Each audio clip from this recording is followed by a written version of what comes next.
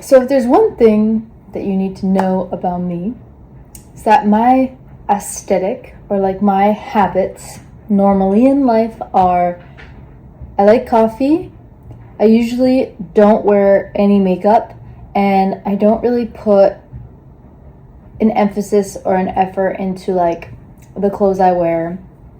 I'm not really like a big shopper. Yeah, I'm just me. And I worked hard to get there because I definitely wasn't always like that. And it was every single time I record one of these videos, either my washer or dryer is singing in the background. As I was saying, that's my normal aesthetic. And today, I want to talk about not being afraid to change or step out of the box that you've created for how you normally are. Let me take you down a little story lane. So recently we've had a bunch of people visiting us, and my husband's sister, so my sister-in-law, came to visit, and we couldn't have more opposite aesthetics.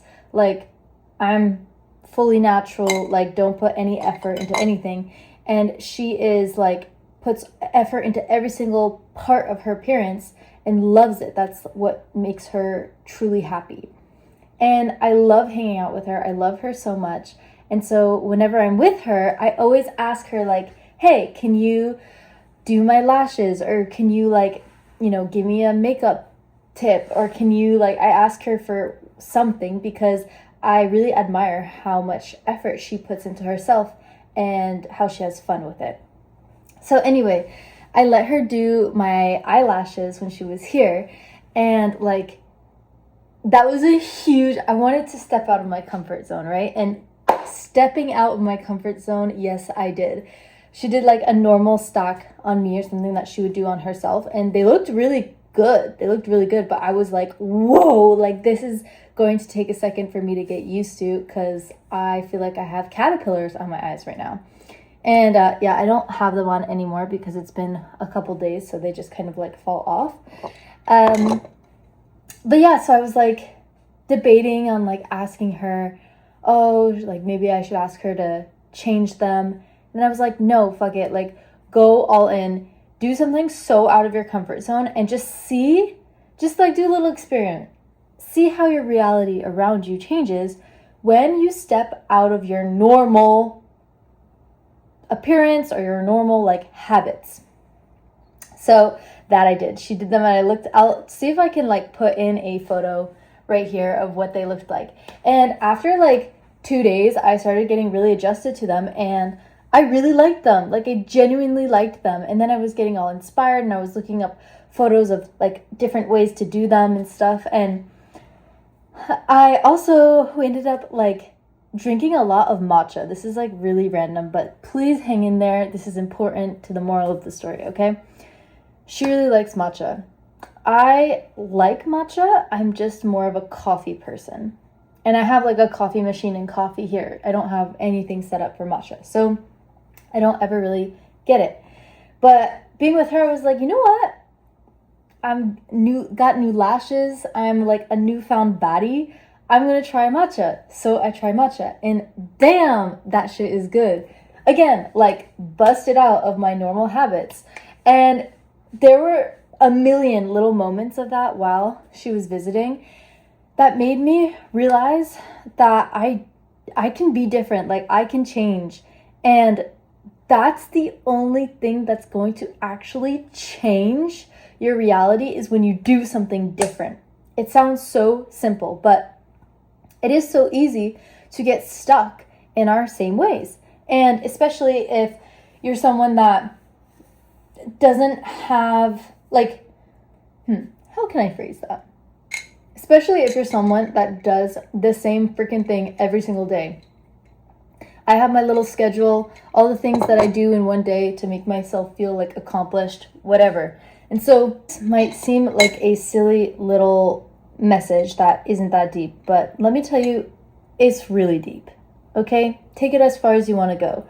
This week alone, I have had more conversations, more conflict, and been put in more situations that I have never been in before this week, because I'm so used to like staying in my own little bubble, which is like, don't bother anyone, don't attract energy to yourself, just stay in your little cage. That's kind of how I think about it. And like, there are some people that like would come up to me and her and just like start chatting with us. And then there were some people that would just like get angry with us for literally no reason. Like, it was like this energetic thing, because we were being strong in like who we were and expressing like our femininity and just being girls. And the people who, you know, might have some sort of blockage, or they like repress that in themselves. Anyway, there were moments of that too. And I was like, oh, this is also interesting. Okay, this is why it's scary for people to change. This is why it feels uncomfortable. It is so uncomfortable. And what do humans hate? Feeling discomfort. Why do humans hate feeling discomfort? This was a tad bit of advice from my lovely friend. Humans hate feeling discomfort because we associate it with our ego.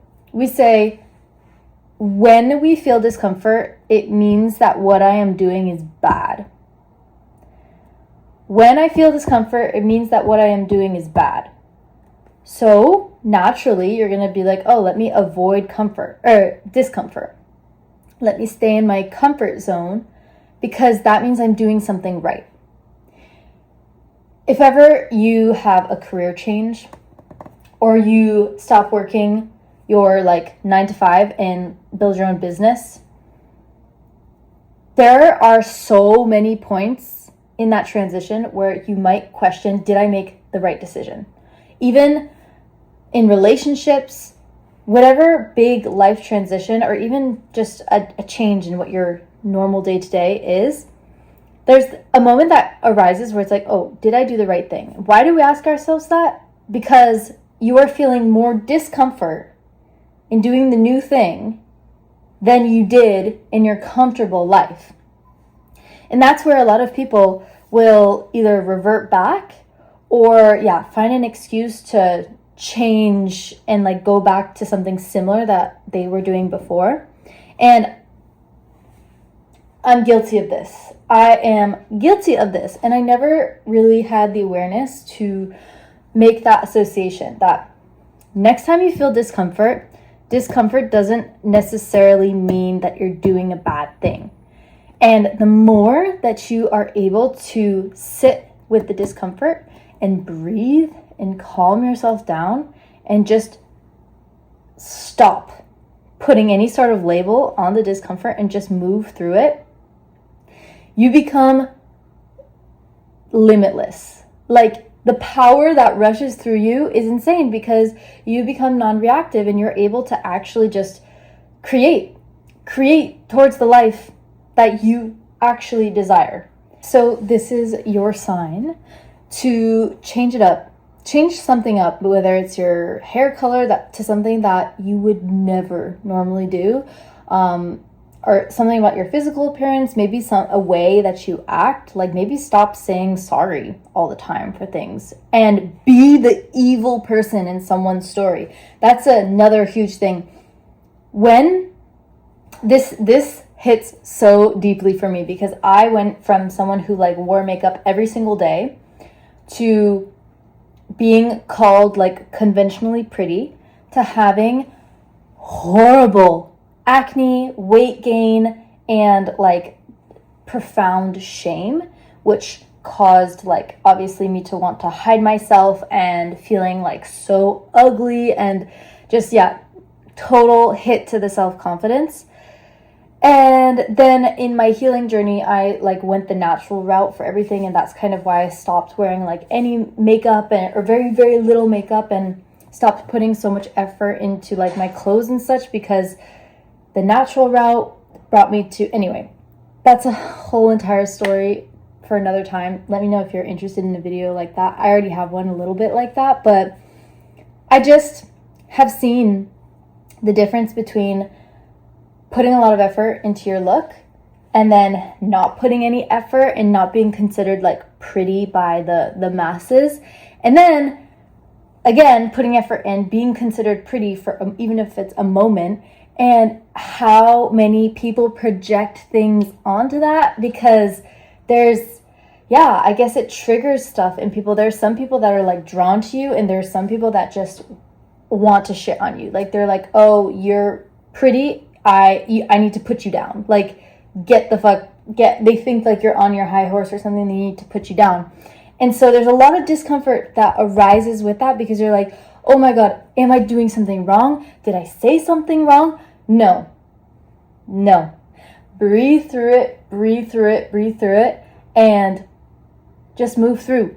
Analyze the situation like with a calm and level mind. And you're only going to be able to do that if you're able to differentiate that discomfort does not mean that you're doing something bad.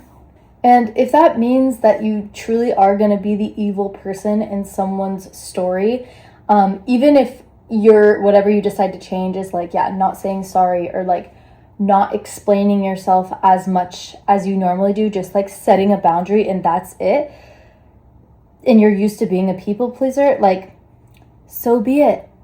Play like a fucking role play and be like, oh, I'm the evil one today. Yeah, I'm an evil fucking bitch, and that's what I'm going to devote myself today, and I'm going to see how my world reacts differently, and just take it all as information. Like, don't associate a story with it and make it feel like you're acting. It doesn't have to be so serious. Life doesn't have to be so serious, and I desperately needed this reminder, and I'm so thankful for having people come to visit and just show like there's so many different ways of being. It doesn't have to be serious. It doesn't have to be heavy. You don't always have to be worried about the logical things of adult life, and you can literally just make it a fun little fairy playground and literally just be a girl. All right, that's all.